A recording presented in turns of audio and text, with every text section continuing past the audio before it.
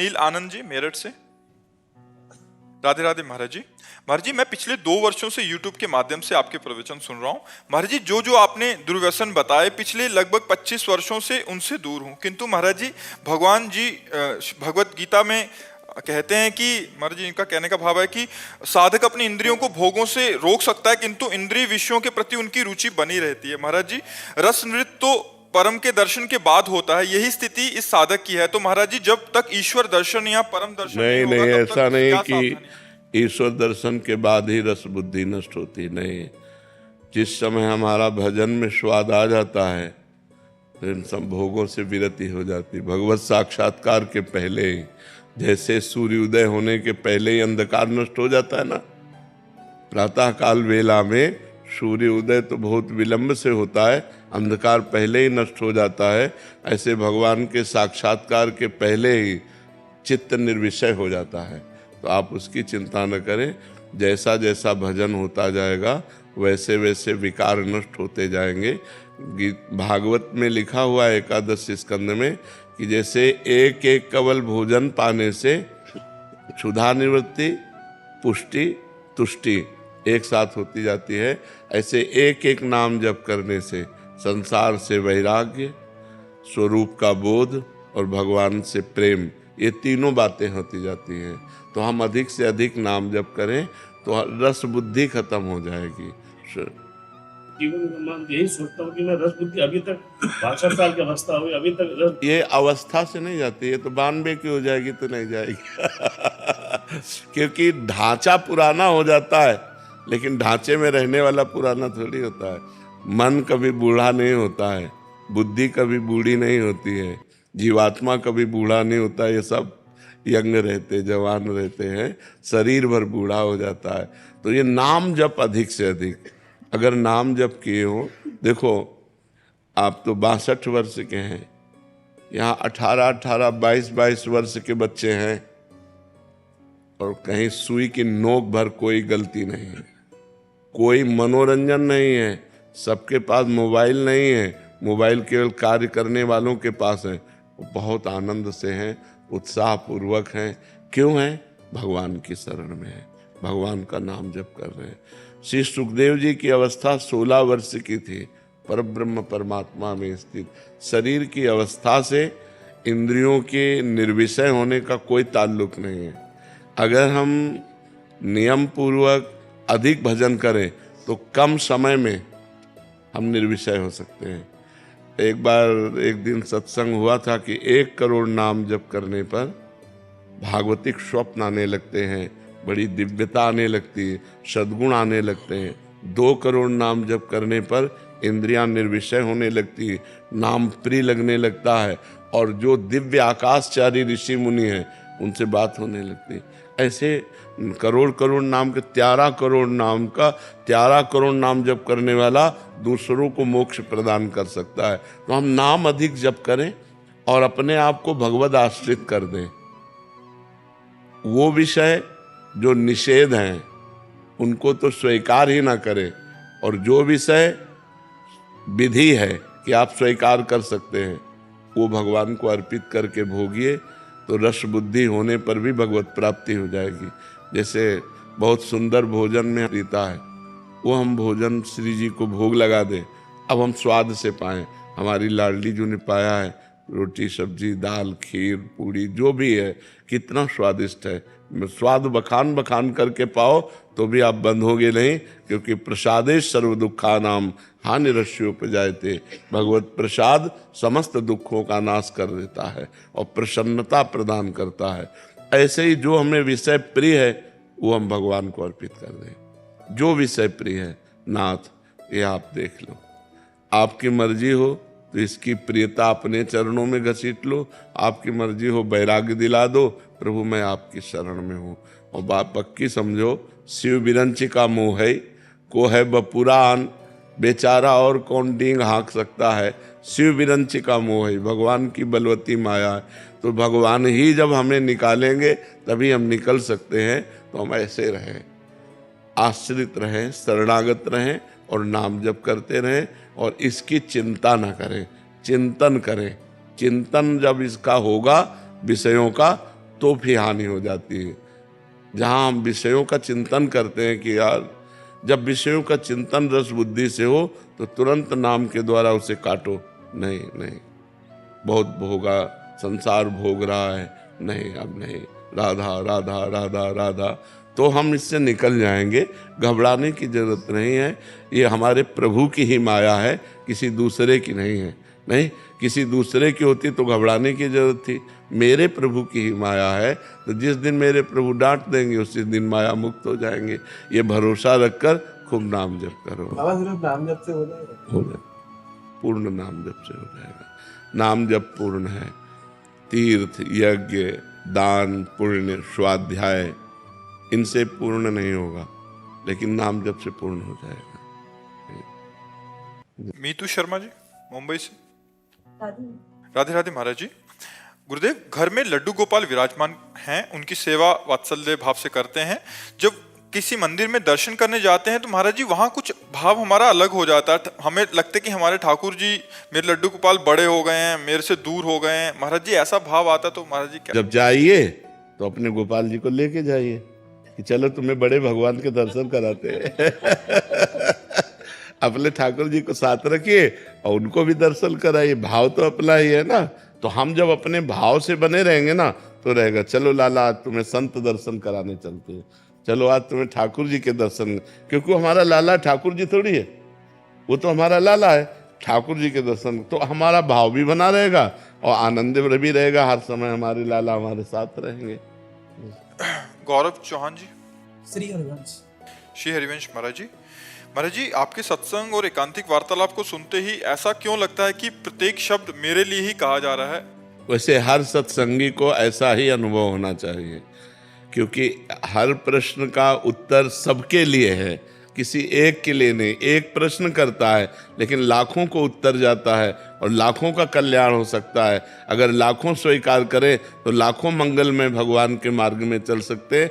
ऐसा हर सत्संगी को लगना चाहिए कि ये सत्संग मेरे लिए ही हो रहा है, मेरे सुधार के लिए हो रहा है, मेरे में जो अवगुण हैं उनको दूर करने की प्रेरणा हो रही है। ऐसा ही होना चाहिए। विराज भट्ट जी। राधा वल्लभ श्री हरिवंश। महाराज जी, क्या कोई ऐसा उपाय है जिससे मुझे रजोगुण और तमोगुण ना सताएं? हाँ, नाम है ना। जितना नाम जप करोगे, नाम त्रिगुणातीत है।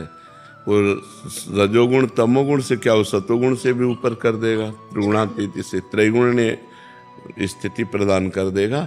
जितना हम अधिक देखो, खास बात क्या है, त्रिगुण रचना संसार है, भगवान त्रिगुणातीत है। संसार का चिंतन छूटे, चाहे मंत्र जप रहे हो, नाम जप कर रहे हो, या भगवान के पावन चरित्रों का चिंतन कर रहे हो, या चरित्र सुन रहे हो, या साधु संग महात्माओं का संग कर रहे हो, तो हमारा जब भगवान से संबंधित चिंतन होता है तो वो गुणातीत होता है। और जब संसार का चिंतन होता है तो वो सतोगुणी है तो सतोगुण बढ़ेगा, रजोगुणी है तो रजोगुण बढ़ेगा, तमोगुणी चिंतन है तो तमोगुण बढ़ेगा। संसार 3 गुणों से ही बना हुआ है और भगवान त्रिगुणातीत हैं। तो यदि हम भगवान का चिंतन करेंगे तो हम गुणातीत हो जाएंगे, संसार का चिंतन करेंगे तो त्रिगुण के अंतर्गत रहेंगे। तो यही डरहि हरिवंश हित, जिनो भ्रमय गुण सलिल पर, जे नामन मंगल लोक त्यों, सो हरिपद भज न विलंब कर। डरते रहो कहीं रजोगुण तमोगुण हमें नष्ट न कर दें, इसलिए जिनका नाम तीनों लोकों का मंगल करने वाला है उन भगवान का नाम जप करें। महाराज जी, घर पे जाते ही थोड़े टाइम तक रहता है यहाँ का प्रभाव नाम का, उसके बाद कभी कभी ऐसा हो जाता है कि मैं तमोगुणी हो गया हूँ और उससे बाहर नहीं निकल पाऊंगा, नाम छूटने लगता है। ऐसा होता है कि नाम छूट जाएगा तो मेरा क्या होगा? बिल्कुल बिल्कुल नहीं, बहुत कृपा आपके ऊपर है। जो नाम छूटने पर आपको पीड़ा होती है, ये भगवान की विशेष कृपा है। विशेष कृपा पात्र में ये लक्षण होते हैं। नहीं तो इस अवस्था में तो भोगों का चिंतन और भोगों की क्रियाएं, इसी में जीव मस्त रहता है। लेकिन आप यौवन अवस्था में भगवान नाम छूट न जाए, इस पीड़ा से युक्त है, इसलिए विशेष कृपा आप कर रहे हैं। हाँ, ये ध्यान रखिए खान पान गड़बड़ न होने पावे।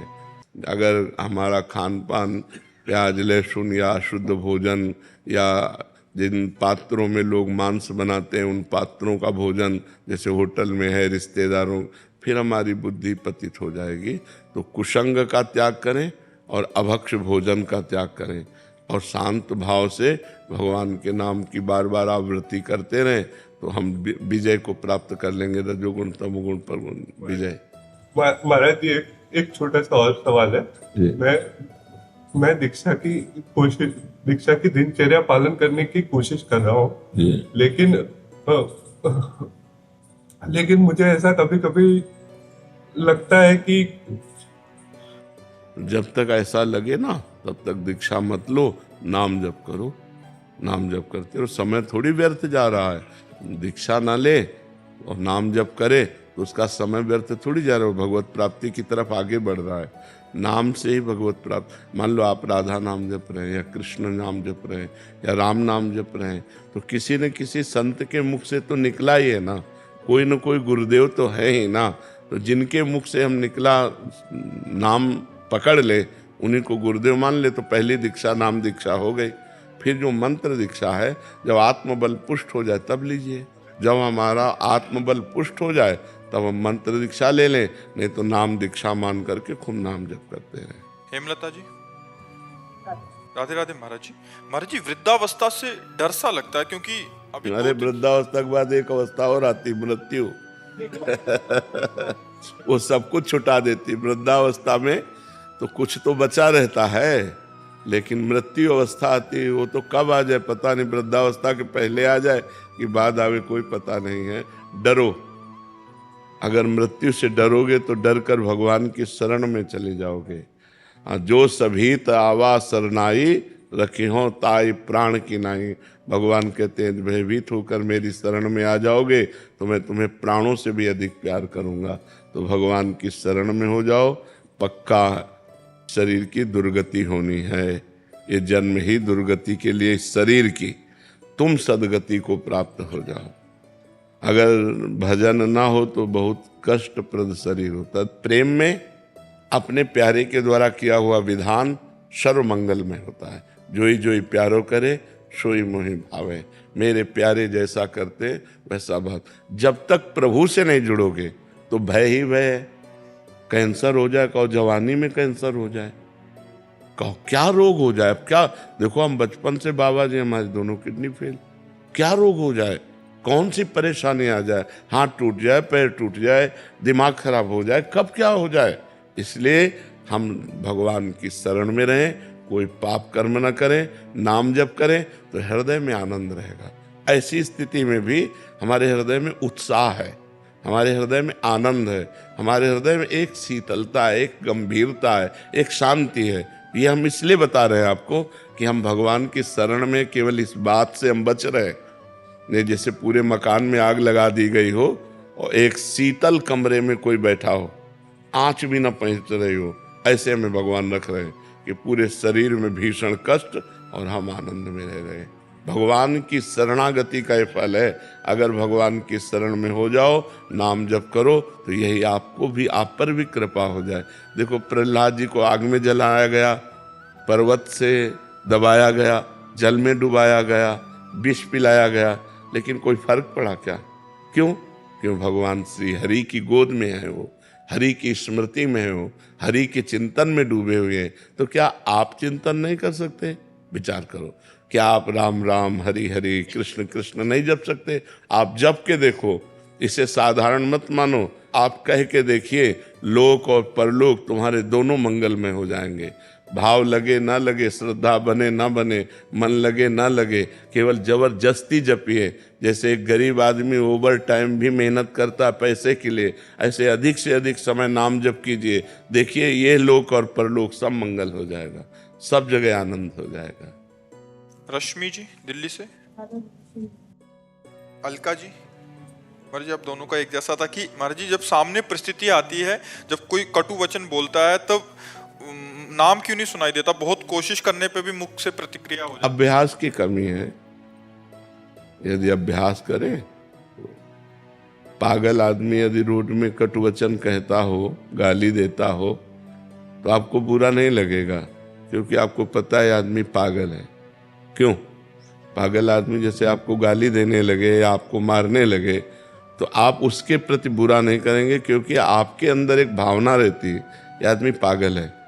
ऐसे ही जब कोई हमें गाली देता है तो हम विचार के द्वारा समझे अभी ये पागल है, ये क्रोध से पागल हो गया, ये ईर्ष्या से पागल हो गया है, ये द्वेष से, ये बेचारा दया का पात्र है, इस पर क्या नाराजगी करें। जब हम भावना बदल देंगे तो हमें आनंद मिलने लगेगा। यदि हम ऐसी बात सोचने लगें या फिर ये सोचें मेरे भगवान इसमें विराजमान है, मेरा कोई कर्म है जिस कर्म को पवित्र करने के लिए भगवान इसके अंदर से प्रतिकूलता, कटुवचन, अपमान, तिरस्कार दे रहे हैं, मुझे सह लेना चाहिए, सहने से मेरे पाप नष्ट हो जाएंगे। तो हम अगर विचारवान हैं तो हम बच सकते हैं, अगर विचारवान नहीं है तो एक गाली दी हम 2 गाली दे दिए, ये सब ठीक नहीं है। भजन करने वाला उपासक करत जे अनुशहन निंदक तिनहु पे अनुग्रह कियो। जो हमारा अपमान करें, जो हमारी निंदा करें, जो हमें दुख दें, उनको भी भगवान सुख दें, उनकी बुद्धि शुद्ध कर दें। वो बेचारा दोषी नहीं है, उसकी बुद्धि दूषित है, अगर बुद्धि ठीक हो गई तो बहुत अच्छा आदमी हो जाएगा। तो हे भगवान, जो ये हमारे सामने हमको गाली दे रहा है, नाथ इसकी बुद्धि शुद्ध कर दो, इसको आनंद प्रदान करो, ये भजन करने वालों का स्वभाव होता है। तो फिर भजन में हानि नहीं होगी। और अगर हम दूसरे का मंगल मनाने लगे, बुरा मनाने लगेंगे, तो वहाँ बुरा जब होगा हमारा पहले बुरा हो जाएगा कि हमारा भजन छूट जाएगा, हमारा हृदय मलिन हो जाएगा, हमारा हृदय जलने लगेगा।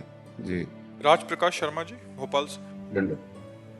दंडवत महाराज जी प्रातः स्मरणीय पूरी पीठाधीश्वर महाराज जी जो शंकराचार्य जी महाराज जी हैं, कृपा से दास को उनके सानिध्य एवं संरक्षण का सौभाग्य प्राप्त हुआ। सेवा निवृत्त होने के पश्चात जब श्रीधाम वृंदावन में वास हेतु गुरुदेव ने आज्ञा प्रदान की, तब उन्होंने ये भी निर्देश किया कि वृंदावन में निवास के लिए किसी संत महापुरुष अथवा ब्रजवासी वैष्णव से वहाँ की रहनी रिवाज की जानकारी लेकर तथा उनकी अनुमति प्राप्त कर ही ब्रजधाम वास कीजिएगा, उचित रहेगा। इस संदर्भ में गुरुदेव, मैं आपके श्री चरणों में निवेदन करता हूँ कि मुझे वृंदावन वास की रहनी की शिक्षा और महाराज जी कैसे। सबसे सार बात है, देखो आप गृहस्थ धर्म से युक्त हैं, आपने जो भी कमाया है उस कमाई हुई वस्तु से ही आप अपना भरण पोषण करें।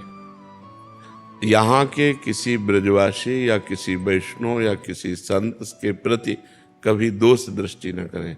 वो आपको गाली दे, वो आपके प्रति अवहेलना की भावना रखे, तो भी मान लो आप जैसे वास कर रहे हो तो यहाँ के ब्रजवासी भगवान के पार्षद हैं, तो बस हम सौम्य और शांत रहें।